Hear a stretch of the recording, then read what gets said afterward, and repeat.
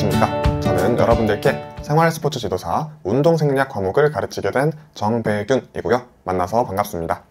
자, 일단 운동생리학 강의 들어가기 전에 간단하게 제 소개부터 드리도록 하겠습니다. 저는 현재 고려대학교 의과대학에 재학 중이고요.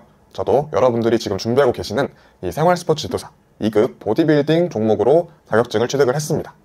자, 근데 이게 언뜻 보면 좀 쉬워 보이잖아요. 근데 하지만 여러분 절대 그렇지 않습니다. 왜냐하면 이 시험 자체가 1년에 한 번밖에 없어요. 그래서 이게 떨어지면 안 된다 라는 압박감이 너무 큽니다. 그렇죠? 떨어지면 1년 다시 해야 되니까 그 압박감이 너무 크고, 그리고 제가 알기로는 이 필기시험 합격률이 절반 정도? 그래서 절반 정도는 이 필기시험에서 떨어진다는 거고요. 그리고 필기가 끝이 아니죠. 실기, 구술, 연수까지 들어야 되는데, 이제 저 같은 경우는 실기시험이랑 구술시험이 좀 더 힘들었던 것 같아요. 왜냐하면 이 구술시험 같은 경우는 어떤 질문이 나올지 몰라요. 현장에 가서 종이 같은 걸 뽑아서 이제 질문을 보고 답변을 해야 되는데, 그래서 그 많은 질문에 대한 답변을 미리 준비해 가야 되기 때문에 너무 힘들었던 것 같고, 그리고 실기시험 같은 경우는 이 실기시험 준비할 때 제가 바디 프로필을 같이 준비했어요. 그래서 이 실기시험 자체가 힘들었다기보다는 제가 잘 못 먹어서 힘들었던 것 같아요. 맨날 이제 닭가슴살만 먹고 제대로 음식 못 먹으니까 힘들었던 그런 기억이 있습니다. 어쨌든 이 필기시험이랑 실기시험, 구술시험, 그리고 연수까지 이수를 해서 이렇게 자격증을 취득을 했고요. 그래서 현재 송지 캠퍼스에서 운동생리학 강사를 맡고 있습니다. 자, 그리고 여러분들이 지금 보고 계시는 책 있죠? 그 교재도 제가 직접 제작을 했어요. 그래서 여러분들이 이 책 가지고 열심히 수업 듣고 복습하면 반드시 합격할 수 있을 거라고 믿습니다. 자, 같이 열심히 따라와 주시면 감사하겠고요. 자, 그러면 본격적으로 운동생리학 강의 들어가 보도록 하겠습니다. 자, 운동생리학이라는 거는 운동 더하기 생리학입니다. 그죠? 자, 운동이라는 거는 여러분들이 다 하시는 거죠. 그죠? 굳이 말로 설명하자면 어떤 건강을 유지하거나 증진하기 위해서 하는 신체 활동을 운동이라고 할 수 있고요. 근데 문제는 이 생리학이라는 단어가 조금 생소할 수 있을 것 같아요. 자, 우리가 생물체를 연구하는 학문에는 크게 두 가지가 있습니다. 자, 생물체를 연구하는 방법에는 첫 번째는 해부학이 있고요. 그리고 두 번째가 생리학입니다. 자, 해부학이라는 거는 어떤 형태를 연구하는 학문이에요. 그러니까 어떻게 생겨먹었는지에 대한 연구를 하는 게 이 해부학이고, 이 생리학은 생물체의 기능을 연구하는 학문입니다. 우리 몸의 기능이 어떤 게 있죠? 우리 심장이 뛰는 거, 또는 우리 호흡을 하는 거 있죠.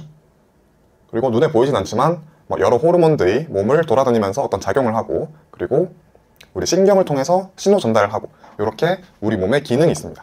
이런 기능을 연구하는 게 생리학이다.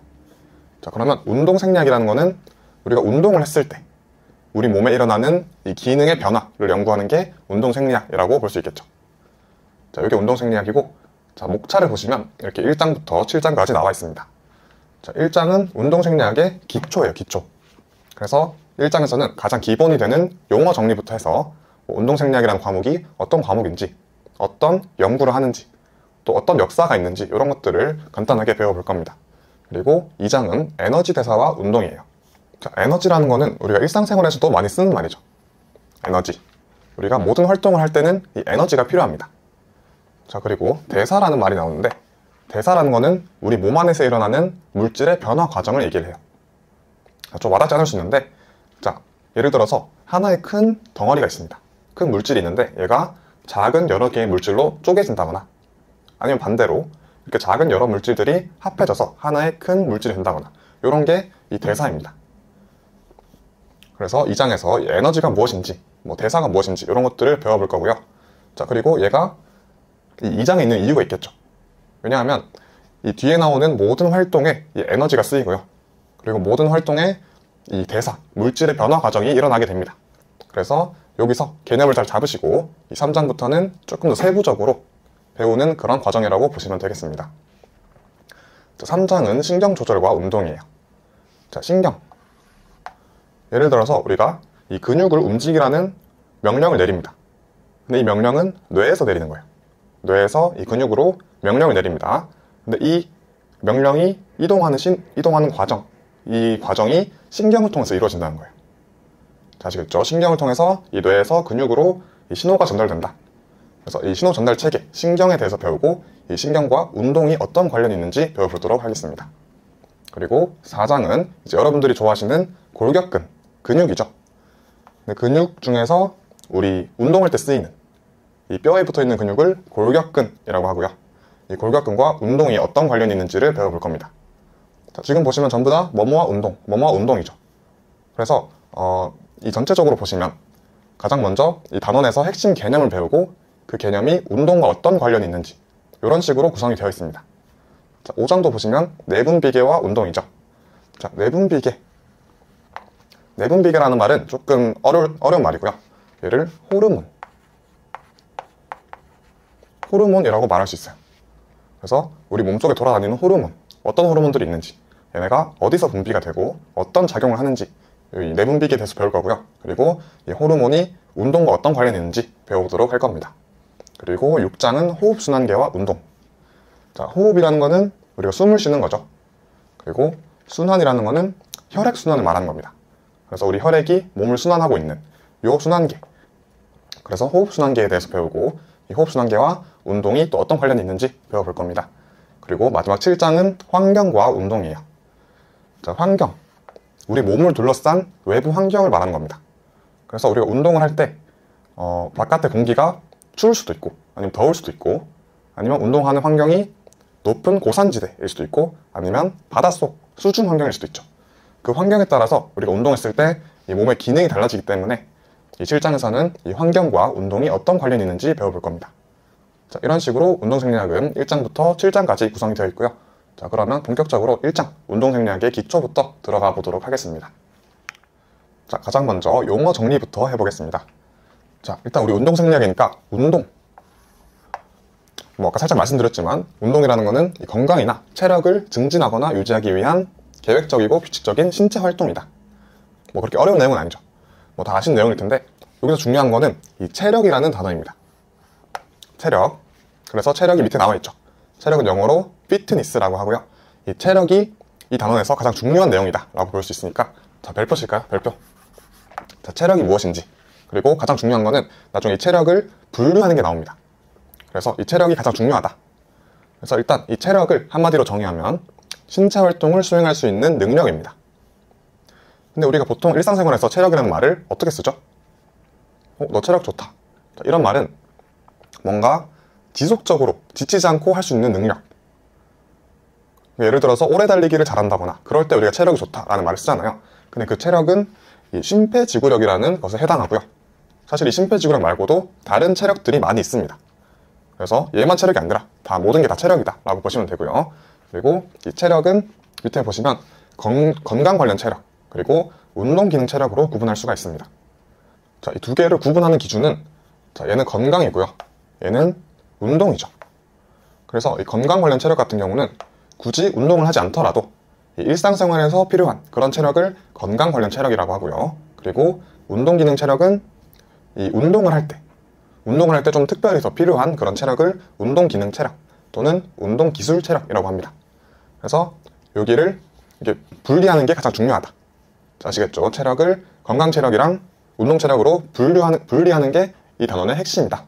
그래서 잘 아셔야 됩니다. 이 분류에 대해서는 다음 페이지에서 좀 더 자세히 보도록 하겠습니다. 자, 이렇게 체력의 분류가 나와 있는데 자, 건강 관련 체력은 이 그림에서 보시다시피 우리 일상생활에 필요한 체력 그리고 운동 기능 체력은 특별히 운동할 때 더 필요한 그런 체력이라고 했습니다. 근데 사실 이 분류 기준이 좀 애매할 수 있어요. 왜냐하면 자, 이 심폐지구력 같은 경우에는 건강 관련 체력입니다. 일상생활이 필요하다는 거죠. 근데 이 심폐지구력은 우리 운동할 때도 당연히 필요합니다.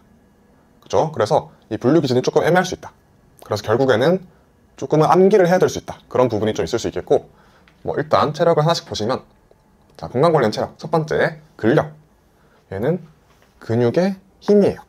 근육의 힘. 그래서 근육이 힘을 발휘하는 능력을 근력이라고 한다. 자, 두 번째 근지구력. 얘는 사이에 지구라는 말이 들어가죠. 지구력. 지구력이라는 말은 심폐지구력도 마찬가지고 어떤 일을 지속적으로 지치지 않고 할 수 있는 능력을 지구력이라고 합니다. 그래서 근지구력은 이 근육이 지치지 않고 힘을 지속적으로 발휘할 수 있는 능력을 근지구력이라고 한다.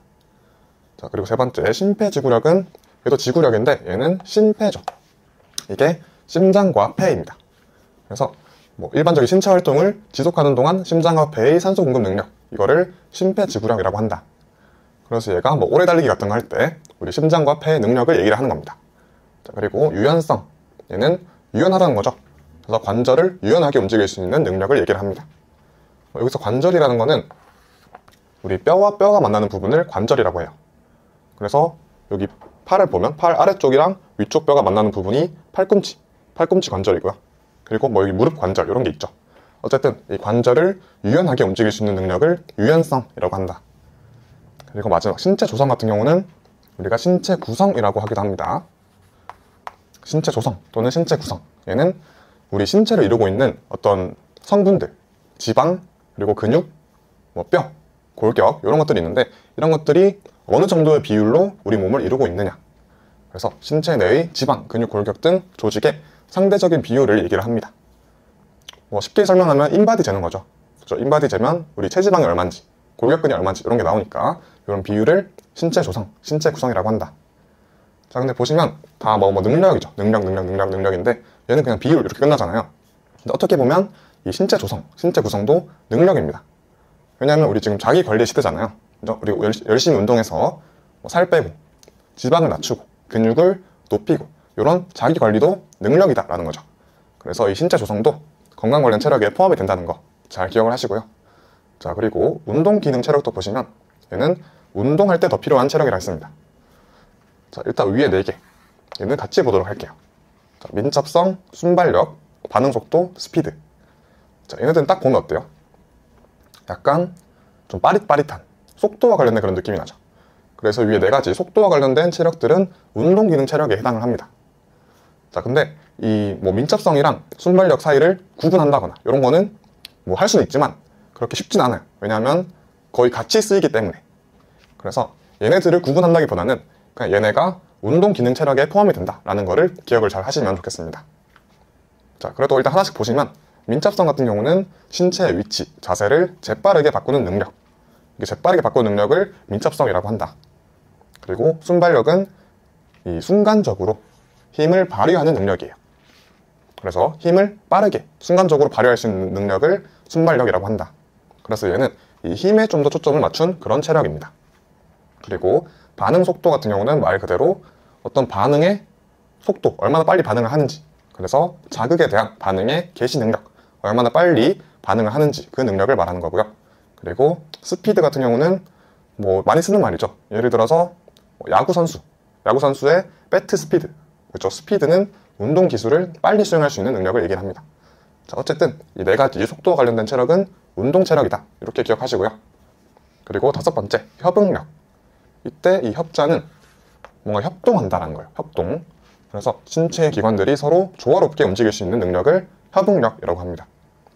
뭐 예를 들어서 우리 눈이랑 손을 같이 사용한다든지 아니면 뭐 양손, 양발을 같이 쓴다든지 이렇게 이 신체 기관들을 조화롭게 쓸 수 있는 능력을 협응력이라고 한다. 그리고 마지막 평형성. 얘는 평형, 균형이라는 얘기예요. 그래서 균형을 유지하는 능력을 평형성이라고 합니다. 자, 이렇게 체력을 살펴봤는데 중요한 건 뭐라 했죠? 이 체력을 건강 체력이랑 운동 체력으로 분리하는 게 가장 중요하다. 근데 기준은 얘는 일상생활이라 했고 얘는 운동할 때 필요한 걸 했습니다. 그 말은 얘네들은 없으면 일상생활이 힘들다는 거겠죠. 자, 근력이 없다, 근력이 부족하다 생각해보면 일상생활이 힘듭니다. 그죠? 제가 이렇게 서 있는 것도 이 다리가 힘을 내고 있는 거예요. 다리 근육이. 근데 이 근력이 부족하면 일상생활이 힘들겠죠. 뭐 근지구력도 마찬가지고, 그리고 심폐지구력. 우리 심장과 폐의 산소 공급 능력이 부족하다. 그러면 일상생활이 힘들 거고요. 그리고 유연성. 얘도 우리 관절을 움직일 수 없으면 일상생활이 힘들겠죠. 그리고 마지막 신체 구성. 뭐 지방이 너무 많거나 근육이 너무 적거나 이러면 일상생활이 힘듭니다. 그래서 이 건강 체력은 우리 일상생활에 꼭 필요한 그런 체력이라는 거. 그리고 운동기능 체력은 뭐 운동할 때 좀 더 필요한 그런 체력이라고 했습니다. 그래서 여기 속도와 관련된 4가지 체력, 그리고 협응력. 협응력도 뭔가 같이 조화롭게 써야 되는 그런 능력이기 때문에 이 운동 체력이고, 그리고 평형성. 저도 여기 공부를 해보니까 좀 헷갈리는 거는 이 유연성은 건강 체력이고 평형성은 운동 기능 체력이라는 거예요. 그래서 이게 헷갈렸는데 전 어떻게 구분을 했냐면, 자, 평형성. 얘는 우리 올림픽 같은 거 보면 평균대라는 종목이 있습니다. 올림픽 체조 경기 보면 평균대라는 게 있어요. 어떻게 외나무 다리 같은 데서 뭐 덤블링하고 뭐 이런 식으로 고개를 하는 건데, 근데 이게 이 균형을 잘 잡는 게 중요한 거죠. 그래서 어쨌든 말하고 싶은 거는 이 평형성은 평균대라는 거를 생각하시고, 자, 얘는 올림픽 종목이니까 운동 체력이구나, 이렇게 기억을 하시라는 겁니다. 자, 평형성은 평균대, 운동 체력이고 유연성은 건강 체력이다, 이렇게 잘 구분하시기를 바랍니다. 자, 어쨌든 이 체력을 건강 체력, 운동 체력으로 구분을 해봤고요. 자, 이게 다가 아니라 우리 뒤에서 이 체력을 측정하는 방법도 중요합니다. 그래서 체력 측정 방법까지 한번 보도록 하겠습니다. 자, 체력의 측정 방법, 어떻게 체력을 측정할 수 있느냐. 자, 하나씩 보시면 우리 근력 같은 경우는 악력 측정, 그리고 배근력 측정이라는 게 있습니다. 자, 악력이라는 거는 우리 손아귀의 근육, 요 힘을 측정하는 거고요. 그리고 배근력 같은 경우는 좀 헷갈리시는 분들이 있는데, 이 배가 아니라 한자로 등 배자입니다. 그래서 이 등의 힘을 측정하는 게 배근력 측정이에요. 그래서 약간 데드리프트 하듯이 이렇게 쫙 등의 힘을 측정하는 게 배근력이고, 얘네들은 근력 측정 방법이다 라는 것을 기억해 주시고요. 그리고 근지구력 같은 경우는 윗몸 일으키기, 팔굽혀펴기 이런 것들이 있습니다. 자, 얘네랑 얘네는 조금 달라요. 얘네 같은 경우는 뭐 1분에 몇 개를 하느냐, 이렇게 지속적으로 하는 게 중요한 운동들이고요. 악력, 배근력 이런 거는 한 번 힘주면 끝이에요. 그래서 얘는 근력, 얘는 근지구력이다. 그리고 심폐지구력은 당연히 이 오래 달리기로 측정할 수 있고요. 그리고 유연성 같은 경우는 앉아 윗몸 앞으로 굽히기. 자, 말이 조금 긴데 다 해보셨을 거예요. 저 위에 것도 마찬가지인데, 우리 초등학교, 중학교 다닐 때 팝스라고 하나요? 그 기초 체력 측정하는 거 있죠. 거기서 했던 것들입니다. 이 앉아 윗몸 앞으로 굽히기는 우리 앉아서 이렇게 쭉 굽히면서 여기 자 같은 거를 쭉 밀면 뭐 몇 센치다 여기 나오는 이 유연성을 테스트하는 방법이고요. 이 말은 비슷하지만 이 윗몸 일으키기 구분하셔야겠죠. 얘는 이렇게 윗몸 일으키면서 근지구력을 테스트하는 방법이다. 자, 이거 헷갈리지 마시고. 그리고 신체 조성 같은 경우는 우리 아까 인바디라고 했죠. 근데 이 인바디는 어떤 회사 이름, 상표 이름이고, 정확한 명칭은 생체 전기 저항 분석이라고 합니다. 자, 그러니까 여러분 신체 조성을 측정하는 방법은 인바디 이렇게 외우지 마시고 생체 전기 저항 분석이다, 이 용어를 반드시 기억하시기를 바랍니다. 자, 이렇게 건강 관련 체력을 측정하는 방법을 살펴봤고요. 자, 운동 기능 체력 같은 경우는, 자, 민첩성 같은 경우에 사이드 스텝, 뭐 옆에 꽃갈 같은 거 세워놓고 이렇게 왔다 갔다 하는 거예요. 얼마나 빠르게 할 수 있는지 이런 걸 측정하는 거고, 그리고 순발력은 순간적으로 힘을 발휘하는 거라 했죠. 그래서 제자리 높이 뛰기, 순간적으로 얼마나 힘을 낼 수 있는지를 측정하는 거다. 그리고 협응력은 벽 패스라는 게 있습니다. 우리 이렇게 벽이 있어요. 벽이 있고 이렇게 공을 들고 있습니다. 이게 공이에요. 그러면 공을 벽에다 던져요. 맞고 튕겨 나오겠죠. 그럼 그거를 우리 눈으로 보면서 손으로 잡는 거예요. 반대쪽 손으로. 그래서 눈과 손을 같이 쓰는 이 협응력을 테스트하는 거다. 여기 벽 패스고, 그리고 평형성 같은 경우는 뭐 균형 잘 잡는 거니까 눈 감고 한 발로 서기, 이런 걸로 측정할 수 있다. 그래서 이 각각 체력의 측정 방법까지 여러분들이 잘 아시면 좋겠습니다. 자, 다음 페이지 보시면 웰니스라는 용어가 나옵니다. 자, 웰니스는 웰빙 더하기 피트니스를 합친 거예요. 이때 웰이랑 뒤에 피트니스에 요 니스를 더한 게 웰니스라는 거죠. 근데 아까 피트니스는 체력이라고 했어요. 체력이 영어로 피트니스다. 그리고 웰빙이라는 거는 뭔가 웰빙 푸드, 좀 건강한 느낌이죠. 그래서 웰니스라는 거는 이 신체적 영역, 이 피트니스가 신체적 영역이죠. 근데 얘뿐만 아니라 이 웰빙, 정신적, 감성적, 사회적, 지적 영역에서의 최적의 상태를 웰니스라고 하는 겁니다. 자, 아시겠죠? 이 신체적 영역 플러스 뭐 이런 다른 것까지 해서 최적의 상태를 웰니스라고 한다. 이것도 잘 익혀두시기를 바랄게요. 자, 다음 페이지 보시면 이렇게 기출문제가 나와 있습니다. 이 기출문제는 실제로 생활 스포츠 지도사 운동생략 과목에서 나왔던 문제들을 단원별로 정리를 해놓은 거예요. 그래서 이 기출문제를 통해서 여러분들이 알 수 있는 정보가 많습니다. 일단 첫 번째, 이 단원별로 얼마나 기출문제가 많이 나왔냐, 그걸 통해서 이 단원이 얼마나 중요한 건지 알 수 있어요. 기출문제가 많이 나왔다면 그게 중요한 단원이라는 거겠죠. 자, 그리고 두 번째는 이 각 단원 안에서 어떤 문제가 나왔는지, 어떤 거를 물어보는지를 통해서 어떤 내용이 중요한지를 알 수 있는 거예요. 얘 같은 경우는 뭐 운동체력, 건강체력 이런 거 분류하는 게 중요하다는 걸 알 수 있겠죠. 그래서 이런 식으로 기출문제를 푸는 게 굉장히 중요하다라는 거고요. 그래서 제가 추천드리는 방식은 일단 강의를 먼저 들어요. 강의를 듣다가 기출문제가 나오면 잠깐 스탑하시고 기출문제를 먼저 푸신 다음에 이렇게 같이 해설 강의를 들어주시면 좋겠습니다. 자, 그럼 여러분들 이 문제 푸셨다고 생각하시고 기출문제 한번 같이 풀어보도록 하겠습니다. 자, 1번 운동기술 관련 체력이 아닌 것은, 자, 운동체력, 민첩성, 그리고 순발력, 스피드, 그리고 반응 속도 있었죠. 이렇게 속도와 관련된 4가지 체력은 이 운동체력이라고 했습니다. 그리고 뭐 여기다가 협응력 있었고요. 그리고 마지막 평형성일까요? 유연성일까요? 평형성이 운동체력이라고 했습니다. 우리 평균 내 생각하라고 했죠. 이렇게 운동체력이 있다. 근데 3번 보시면 신체 조성, 얘는 우리 운동체력이 아니라 건강체력이에요. 그래서 정답은 3번이 되겠습니다. 자, 2번 건강체력 요소가 아닌 것은, 얘도 비슷한 문제인데 얘는 건강체력이에요. 자, 근데 1번 순발력.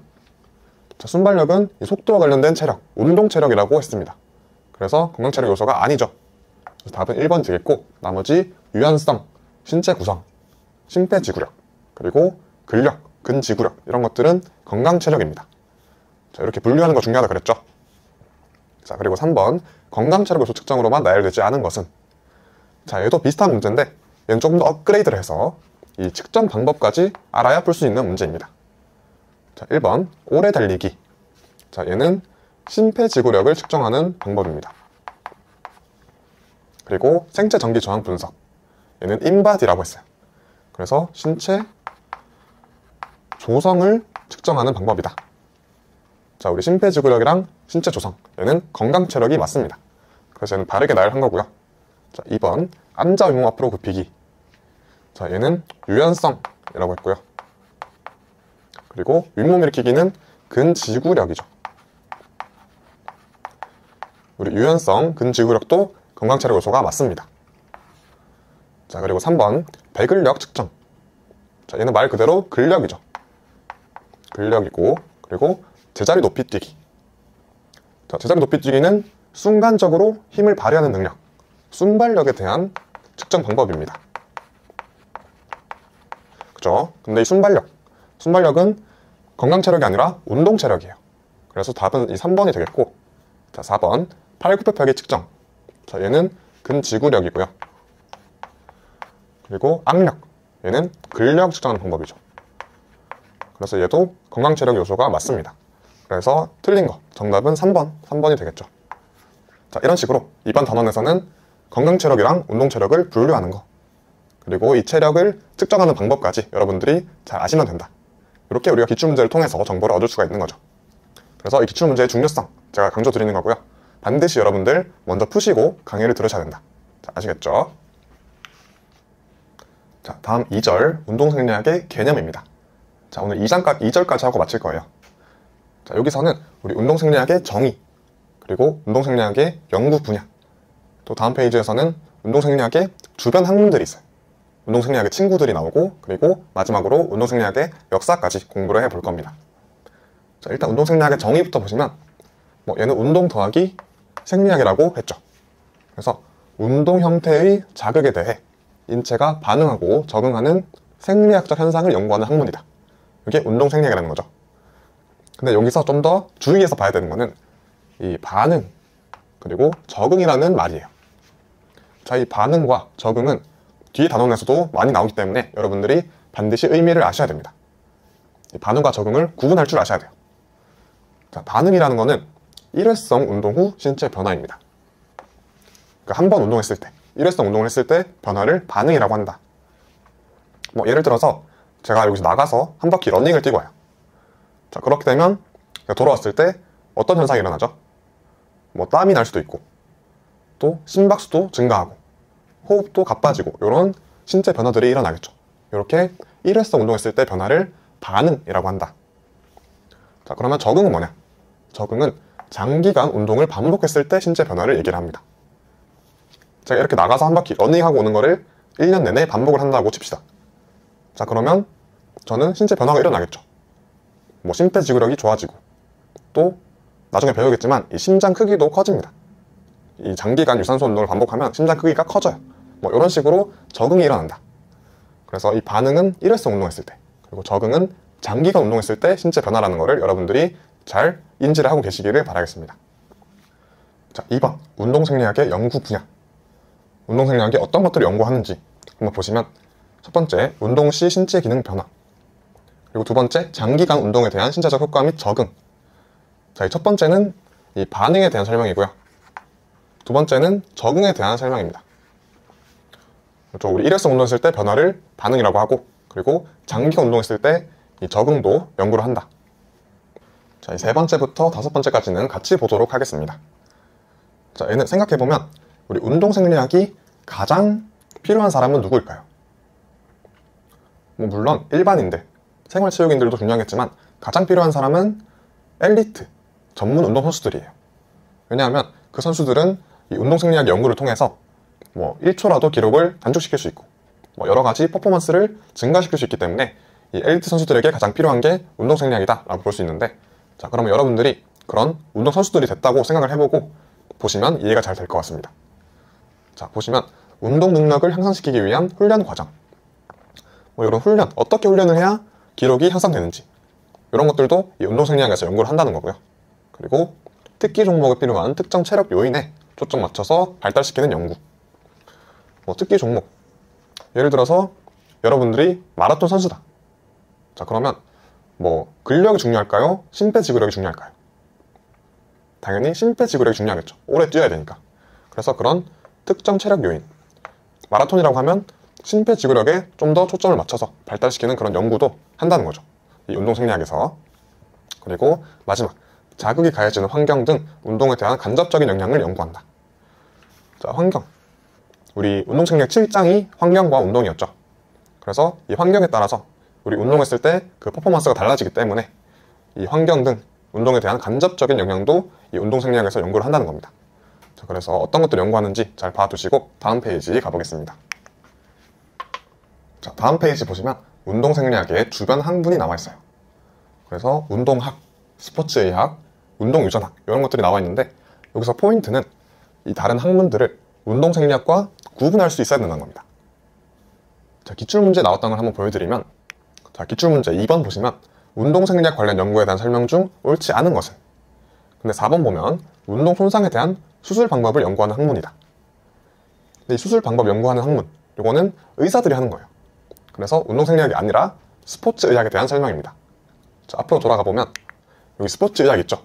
이렇게 우리 운동생리학과 이 스포츠의학 같은 다른 학문들을 구분할 수 있어야 된다 라는 게 포인트고, 자, 하나씩 보시면 운동학 또는 운동역학. 자, 운동역학이라는 거는 우리 생활스포츠 지도사 다른 과목 중에 하나죠. 운동학이랑 운동역학은 조금 다른 거긴 한데 어쨌든 이 두 가지는 인체 움직임을 과학적인 방법으로 연구하는 학문이에요. 자, 움직임을 연구하는 겁니다. 이 운동생리학은 생물체의 기능을 연구하는 거라고 했죠. 그래서 조금 결이 다르다, 구분을 해야 된다는 거고, 그리고 스포츠의학, 얘는 의학이기 때문에 의사들이 한다. 그래서 운동 손상에 대한 수술적 방법 등 스포츠와 운동에서의 다양한 모든 의학적 영역을 연구하는 거다. 수술 방법이나 부상을 치료하는 방법, 부상을 예방하는 방법, 이런 것들이 있겠죠. 그리고 마지막, 운동 유전학. 자, 유전. 우리가 부모님으로부터 유전자를 받잖아요. 근데 그 유전자 중에서 이 운동과 관련된 유전자들이 있습니다. 예를 들어서 이 유전자를 가지고 있으면 근력이 더 세다, 힘이 세다, 또는 순발력이 좋다, 이런 유전자들이 있는데, 이런 식으로 운동과 건강에 관련된 이 유전자 역할을 연구하는 게 운동 유전학이다. 자, 이렇게 운동생리학의 주변 학문까지 한번 살펴봤습니다. 자, 마지막 운동생리학의 역사입니다. 자, 역사라는 말만 들어도 벌써 힘든 사람들 있죠. 자, 역사라는 거는 아주 오랜 시간 동안 축적되어 온 그런 결과입니다. 그래서 내용이 굉장히 많아요. 그렇기 때문에 우리가 다 공부를 할 수 없어서 제가 굵직굵직한 그런 인물들을 모아놨어요. 그래서 9명 정도 이렇게 모아놨는데 그래도 많습니다. 그래서 이 내용을 다 외우려고 하지 마시고 각 인물마다 키워드 위주로 공부를 하시면 좋을 것 같아요. 자, 얘도 기출문제부터 보여드리면, 자, 3번에 보기에서 괄호에 들어갈 명칭은? 자, 보기. 미국 운동생리학의 역사는 어쩌고저쩌고 해서 핸더슨이 설립한 괄호에서 시작되었다. 그리고 밑에 다양한 내용들이 나와 있는데, 자, 이 문제를 풀기 위한 조건은 이 미국 운동생리학의 역사가 괄호에서 시작됐다는 거예요. 뭐 하나 더 하자면 핸더슨이라는 사람이 설립했다. 그래서 이런 식으로 키워드를 알면 풀 수 있는 문제였습니다. 자, 정답은 여기 1번 하버드 피로 연구소였는데, 자, 돌아가 볼게요. 자, 여기 하버드 피로 연구소 설립자가 핸더슨이고요. 여기에서 미국 운동생리학 역사가 시작됐다라고 보는 겁니다. 그래서 정답은 하버드 피로 연구소다. 자, 이런 식으로 키워드 위주로 공부를 하자. 아시겠죠? 자, 첫 번째 페르난드 라그레인지 씨부터 보시면, 자, 이렇게 생기셨고요. 프랑스 사람입니다. 자, 이 사람은 최초로 운동생리학 교재를 출간하셨어요. 자, 최초니까 중요하겠죠. 뭐 저도 운동생리학 교재를 만들었지만 이 페르난드 라그렌지라는 사람이 최초로 이 교재를 출간했다. 이 최초라는 거 기억해 주시고, 자, 두 번째 더글라스라는 분입니다. 자, 이렇게 생기셨고요. 이분은 거의 뭐 탐험가예요. 탐험가.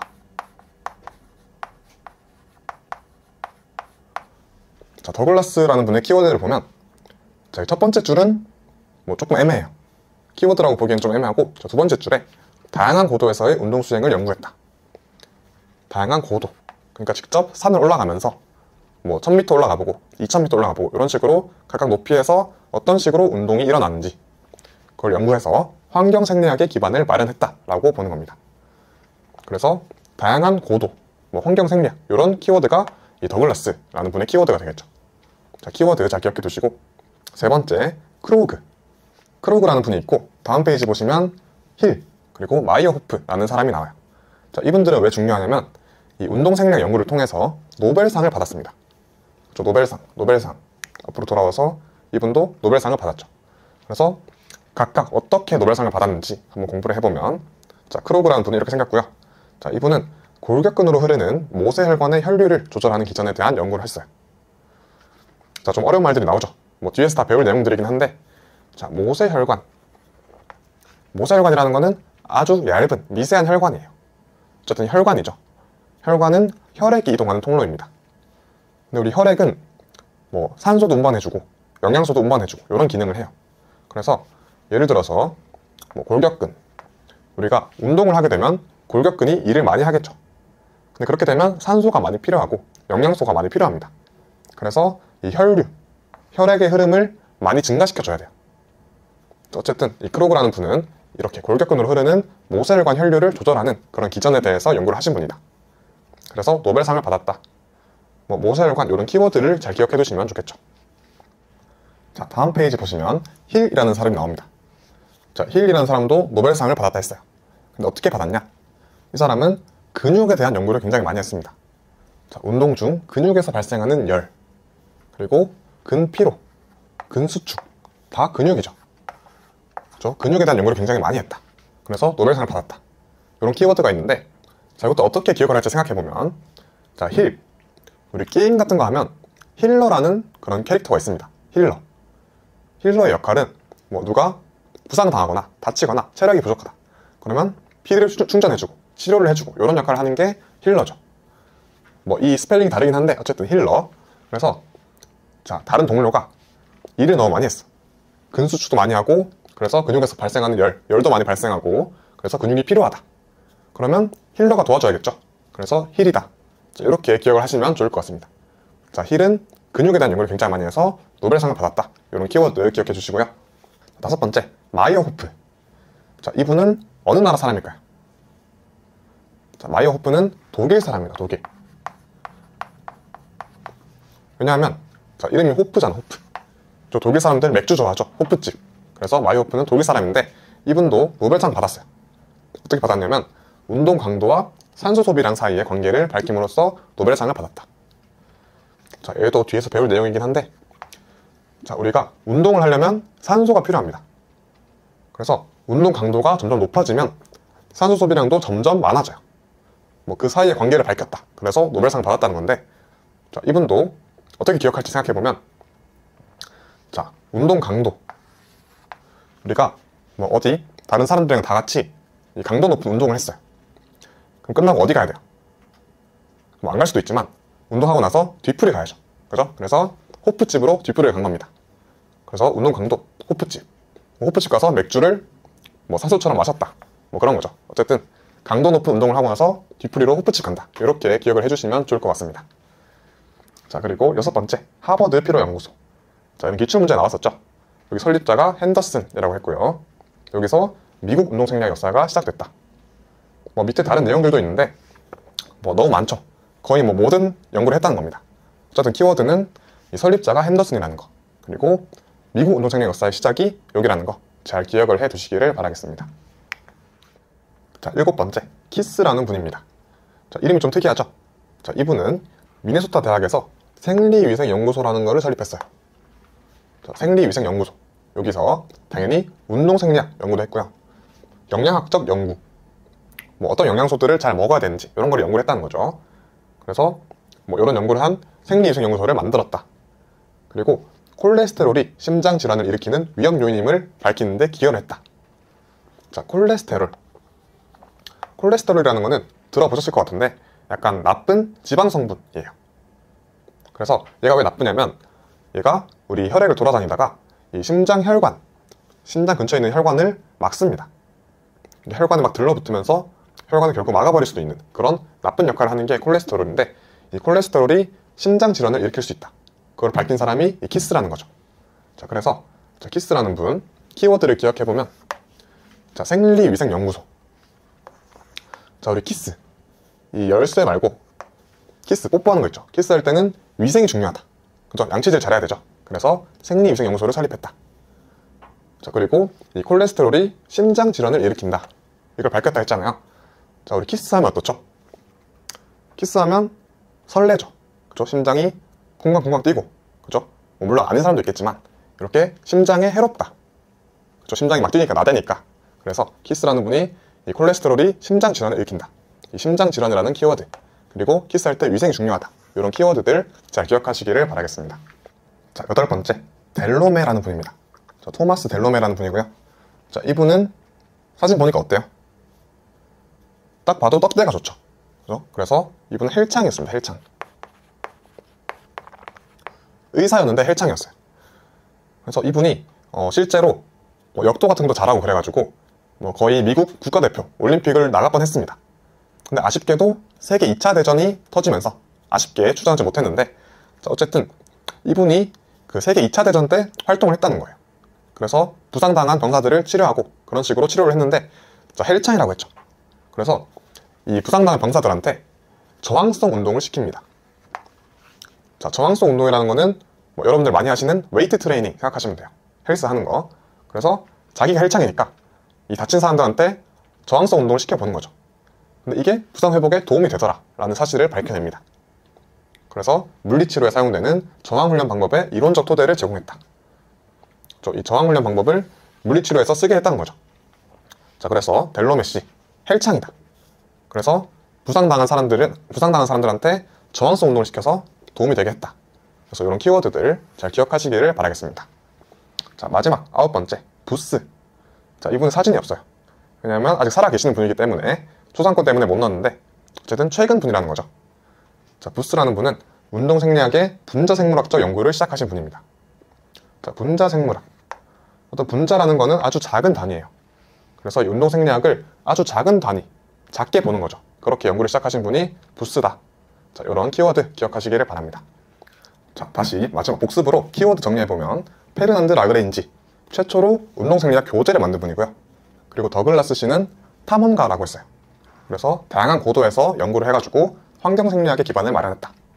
자, 그리고 크로그, 또 뒤에 나오는 힐, 마이호프 이런 분들은 노벨상을 받았다 했어요. 자, 어떻게 받았냐? 크로그는 골격근으로 흐르는 모세혈관 이 연구를 했다 했고요. 그리고 힐은 근육에 대한 연구를 많이 했다 했죠. 그래서 우리 동료가 피곤하다, 근육이 필요하다, 그러면 힐러가 도와줘야 된다, 이렇게 암기하시라 했고, 자, 마이어호프, 이 사람 독일 사람이라 했어요. 그래서 맥주 좋아한다, 우리가 강도 높은 운동을 하게 되면 뒤풀이로 호프집 간다 했죠. 이렇게 기억하시고, 그리고 하버드 피로연구소는 핸더슨이 설립했고 미국 운동생리학 역사의 시작이다. 이런 키워드 기억하시고요. 자, 7번째, 키스라는 분은 우리 키스, 위생이 중요하다. 그래서 생리위생연구소. 그리고 키스하면 심장이 뛴다. 그래서 심장에 해롭다. 이렇게 기억하시고, 마지막 델로메는 헬창이라 했습니다. 그래서 의사인데 헬창이니까 자기 환자들한테 이 저항성 운동을 시켜서 도움이 되게 했다. 자, 마지막 부스라는 분은 이 운동생리학을 분자생물학적으로 연구를 했다. 자, 이거 기억하시고 기출문제로 넘어가 보도록 할게요. 자, 1번. 보기의 괄호 안에 들어갈 가장 적절한 용어는, 자, 운동생리학은 뭐 어쩌고 저쩌고 해서 인체가 적절하게 반응하고 적응하는 과정 속에서 뭐 생리학적 현상을 연구하는 학문이죠. 그래서 자, 반응과 적응, 정답은 4번이 되겠습니다. 자, 반응과 적응 구분하라 했죠. 반응은 일회성 운동, 한번 운동하고 왔을 때 일어나는 신체 변화를 반응이라 했고, 적응은 그 운동을 장기간 반복했을 때 일어나는 변화를 적응이라 했습니다. 자, 의미까지 잘 기억하시기를 바라겠습니다. 자, 2번. 운동생리학 관련 연구에 대한 설명 중 옳지 않은 것은, 1번. 운동 시 신체의 기능이 어떻게 변하는지를 연구한다. 이거 연구한다 했고요. 그리고 운동 능력을 향상시키기 위한 훈련 과정에 적용하는 학문이다. 우리 훈련 과정도 연구를 한다고 했습니다. 3번. 장기간 운동에 대한 신체적 효과 및 적응.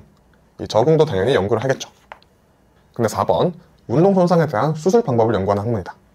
자, 수술 방법은 운동생리학이 아니라 스포츠의학에서 하는 연구였죠. 그렇기 때문에 틀린 거, 정답은 4번이 되겠습니다. 자, 3번. 보기에서 괄호에 들어갈 명칭은, 아까 봤던 문제죠. 이 미국 운동생리학 역사. 얘는 어디서 시작됐다? 하버드 피로연구소다. 그죠? 핸더슨이 설립했고. 그래서 정답은 1번이 되겠습니다. 자, 이렇게 해서 오늘 수업 마치겠는데, 자, 오늘 중요한 건 뭐였죠? 우리 체력. 체력을 건강 체력이랑 운동 체력으로 구분할 수 있어야 된다. 그리고 각각 체력을 측정하는 방법까지 아셔야 된다 라고 했고요. 그리고 2절에서는 운동생리학의 정의, 이 반응과 적응을 아셔야 된다. 그리고 운동생리학의 연구 분야도 배웠고, 그리고 운동생리학의 주변 학문, 얘를 운동생리학이랑 잘 구분해야 된다고 했죠. 그리고 마지막으로 운동생리학의 역사까지 배워봤습니다. 자, 다음 시간에는 다른 단원들을 배우기 앞서서 조금 여러분들이 미리 알아둬야 할 그런 개념들이 있어요. 그 개념에 대해서 공부를 해보고 1장을 마치도록 하겠습니다. 자, 그러면 다음 시간에 뵐게요.